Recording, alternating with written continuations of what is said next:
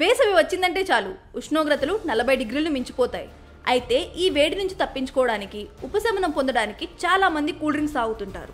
ఈ వేసవిలో వాటిని తాగడం అంటే అనారోగ్య సమస్యలను కొని తెచ్చుకోవడమే. ఈ శీతల పానీయాల వల్ల కలిగే నష్టాలేంటో ఈ వీడియోలో తెలుసుకుందాం. మండే ఎండల్లో అలా బయటికి వెళ్తే చాలు తాత్కాలిక ఉపశమనం కోసం ఏదో ఒక కూల్ డ్రింక్ను సేవిస్తుంటాం.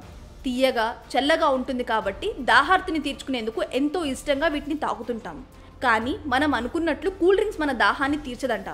అది కూల్గా ఉండటం వల్ల దాన్ని తాగినప్పుడు మనం హాయిగా ఫీల్ అవుతాం. ఇందులో భాగంగానే మనం దాహం తీరిందని అనుకుంటాం. కానీ ఆ డ్రింక్ తాగిన కొద్ది సమయం తర్వాత మనకు రెట్టింపు దాహం వేస్తుంది. అయితే వేసవి కాలంలో శీతల పానీయం తాగడం వల్ల 1% కూడా లాభం లేదని నిపుణులు చెప్తున్నారు.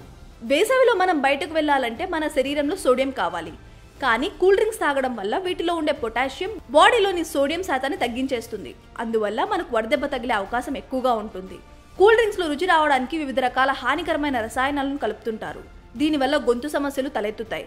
వాతావరణం మారినప్పుడు గొంతు ఇన్ఫెక్షన్ గురవుతుంది. షుగర్, అల్సర్, అధిక రక్తపోటు, అధిక బరువు తదితర సమస్యలున్న వారు ఈ డ్రింక్స్ ను అసలే తాగకూడదు.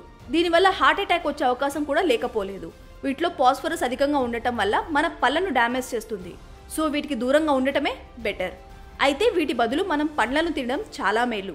ఒకవేళ పండ్లను తినలేకపోతే వాటిని జ్యూస్ చేసుకొని తాగవచ్చు. కొబ్బరి నీటిని తాగినా ఆరోగ్యకరమే.